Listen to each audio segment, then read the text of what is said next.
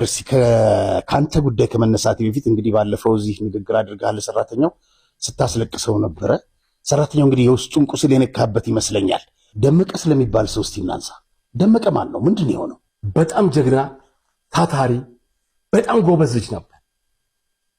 ቤቱ እንደውም አስታውሳለሁ እኔ ሳነሳ የነበረው መለስ ፋውንዴሽን አካባቢ ነበር ቤቱ። ካሳንቺስ አልፈ ወደ አዋሪ አካባቢ ነው። ጠዋት ሰርቪስ ወደ ሰርቪስ ወጣ ዱርዬ ያገኘውና ይደበድበዋል። ጭቅላቱ ይጎዳና ጭራሽ ጭቃት ከመከፈት ድረስ ይደርሳል። እየታመመ እንዳለ አሁን ኤችአር ዲፓርትመንት ለሰራተኛ የቆመ ነው። ሰራተኛ ማብቃት ማለት ነው። ምን ጊዜም ብትታመም እንኳን ያንን በሽታህን እንትን ብለህ አገግመህ ወደ ስራ መመለስ ማለት ነው። እኔ እስከሚገባኝ ድረስ ኤችአር በስራው ብቃት የሌለው ሰው እንኳን ቢሆን ስራው ማብቃት ነው፣ ማስተማር ነው የኤችአር ስራ። ሆን ተብሎ የታመመን ሰራተኛ እንዳያገግም ወዲያው ሲስራው የመጀመሪያ ስራው ምንድነው? ያቺ 160 ቀን እስከምትሞላ ፊልስግሪ በቃ አሟልቶ ብቻ ያንን ስራ የማሰናበት ምን አይነት ፕሮሞሽን እንደመገኝበት አላውቅም። ኤችአር ማን ነው? አቶ መላኩ የስራው ውል እንዲቋረጥ ሄዶ ለብስጡት ነው የሚለው። እሱ ሆስፒታል ተኝቷል። አቶ ደመቀ ቤቱ ነበር መጀመሪያ ተከፍቶ አገግሞ ከሆስፒታል ወጥቶ ቤቱ ነበር። እሺ የስራው አቋርጥ ያልከናል እኛ የለን እያልን የምንመለሰው ይሄው ኮልዳና በሽተኛ ነው ያለው። በዚህ መሃል ላይ ታሞ ሆስፒታል ይገባል። አናንቺ ወርቀት ጻፍለትና ቢዛት ይገባል። ልጁ እኮ የለም። ድጋሚ አገግሞ ገብቶ ሆቴል ውስጥ ነው ወደቀው። ድጋሚ ይናጋበትና ኤሲ ውስጥ ይገባል። ስራው ላይ ያለ ነው። ስራው ላይ ያለው ማለት ያገረሽበታል በሽታው እና ቤተሰብ ይገባል። ኤሲውን ውስጥ ይገባል። ጊዜው በቃው። የስራው ይቆርጠው መጀመሪያ ደብዳቤ ጽፎበታል። የክፋት ጥግ እኮ ነው የምነግርህ ያለሁት እኮ። ይሄ ሰው የሞተ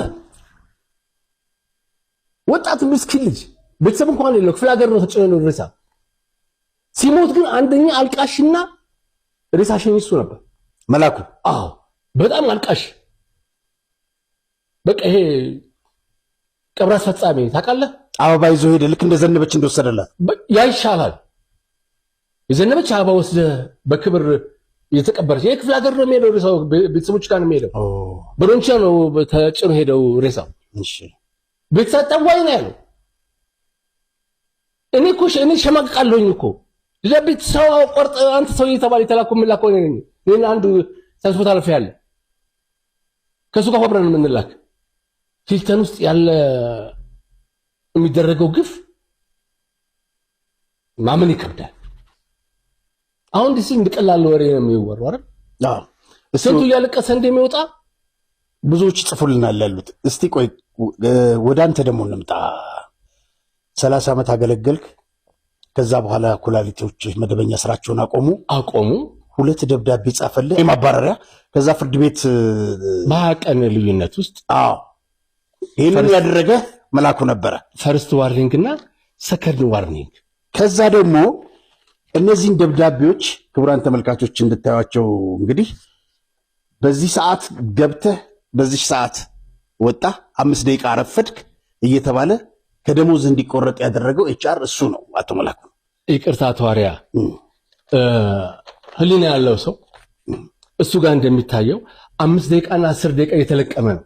አዎ አንድ የኩላሊት በሽተኛ በደንብ መሄድ ማልችል በከዝራ ነው መሄድ። ታክሲ መሄድ አልችል፣ ተጋፍቼ ታክሲ መምጣት አልችል፣ ትራንስፖርት አይመድብልኝ። እንደማንኛውም ሰው በራይድ በቀን 7 ብር አወጣለሁ። አዋቱኝ አይደለም መሳራው። ማንም ይሄል ተነስታፊ ያውቃል። ሴር 350 ስመጣ 350 የከፈኩ በራይድ ነው መጣ። ደማውን አንድ ተባረከች ያገዘችኝ ነው ያለችው። ሰልፍ የምትባል የረዳችኝ ጧት ከቤት ያመጣችኝ እየመሰች የረዳችኝ ነው ያለችው። ይሄን ያህል ወጪ መድኃኒቱን ያገዘኛል ብዬ ነው ሂልተን ምሳሌ ዳርስ ይከፍልልሃል ሂልተን እንኳን ዳኒስ አይደለም ባይዘው ያቷራ እዚህ ጋር እንደምነግርህ ሸራተን አለ፣ ኤልፓ አለ፣ ቴሌ አለ። ከኛ ጋር ብራንስ የሚያደርጉ ልጆች ባንክ አሉ። እንዴት ትሪት እንደሚያደርጓቸው ትራንስፖርት አዘጋጅተውላቸው ኢዳኔስ ከፍለውላቸው በጣም ሰፖርት ያደርጓቸዋል። በሽታቸውን እንዲረሱ ያደርጋቸዋል። ከዚህ በፊት ሂልተን ያስራል አልነበረም? እናት ቤት ነበር ሂልተን። ስለ እውነት አቶ መላኩ እስከመጣበት ሰዓት ድረስ እናት ቤት ነበር። አዳነች የምትባል ይቻር ነበረች። ታሪክ አለ። ሂልተን ሰራተኛ በማንም ያውቃታል። ሲሻላችሁ ነው የምትለው። ብዙ ነገር ከፈር ታደርጋለች። አሁን ያንን ማን የቀየረው? እነሱ። አቶ መላኩ ደግሜ ነው የምናገረው። ይሄ እንግዲህ ማስረጃ ነው። 5-10 ደቂቃ እየለቀመ አንድ የኩላሊት በሽተኛ በአንድ ወቅት 2 ጊዜ ዋርኒንግ የሚሰጥ እሱ ብቻ አይደለም። በመጀመሪያ በሰጠኝ ዋርኒንግ ላይ በዛኛ ወር ነው በ20 እና በ22 ደግሞ አልገባህም ብሎ የቀረውበት ቀን የለም።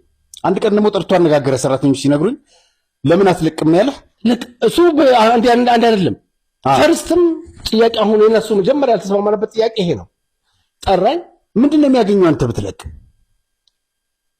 በቃ ሰራተኛ ካባረረ ወይ ራሱ ፕሮሞሽን የሚያደርገው እድገት አለ ወይ የሆነ ነገር ብቻ ከማናጀሩ በጣም ትልቅ ለሱ ሰክሰስፉል ነው። ከነጮቹ በጣም ሰክሰስፉል ነው። ይሄ ብቻ አይደለም እኮ የሚሰራው ግፍግፍ መሰለ እንዴ። ሂልተን ውስጥ እኮ በባርነት የሚሰሩ ጊዜ ሰራተኞች አሉ። ሹፌሮች በባርነት ነው መላቸው። እንዴት ለሊቱ ሙሉ ሲሰሩ ሲፈጉ ያድራሉ። ቆማቸው አያቸው 28-30 መኪና በ3,000 ብር ነው መኪና የሚታጠበው። አንድ ልጅ የሚያጠው አለ። አባረረው። እነሱ ይጠዋል። ማን የሚያደርገው? ነጩ መጥቶ ይጠዋል። በቃ አሁን ተቀበሏት መላኩ ይጠዋል። እንዴት ነው የምናጥበው? ይጠቡ። ሹፌሩ መኪና ያጠብ። ማን ያለው? ጃል ብሏል።